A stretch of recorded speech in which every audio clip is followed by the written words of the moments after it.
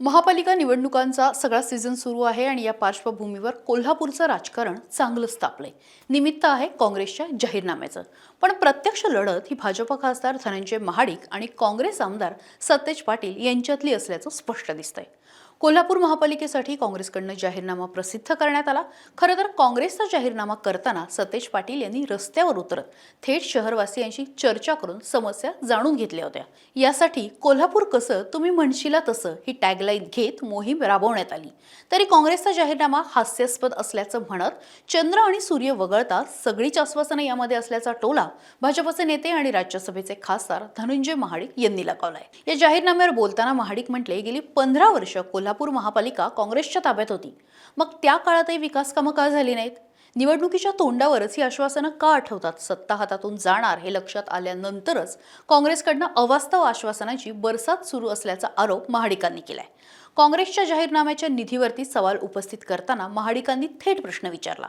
राज्यात आणि केंद्रात काँग्रेसचं सरकार नाही, जिल्ह्यात एकही आमदार विधानसभेत नाही, मग इतका निधी येणार कुठून? कोल्हापूरचे सुज्ञ नागरिक हे जाणतात असं सुद्धा ते म्हणाले। भ्रष्टाचार मुक्त कारभाराच्या दाव्यावरही महाडिकांनी हल्लाबोल केला। भ्रष्टाचार मुक्त कारभाराची भाषा करणाऱ्यांवरच भ्रष्टाचाराचे आरोप आहेत।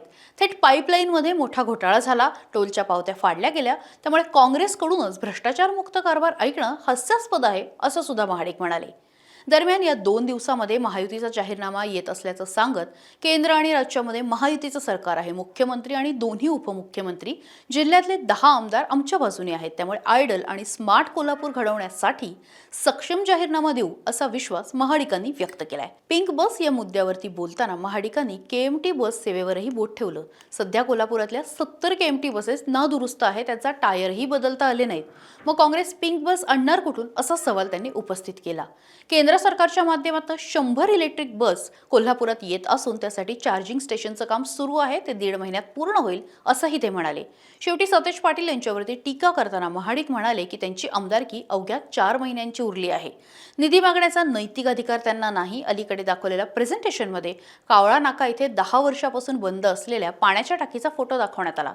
राहुल गांधींसारखं प्रेझेंटेशन करून लोकांची दिशाभूल करता येणार नाही असा इशाराही त्यांनी दिला।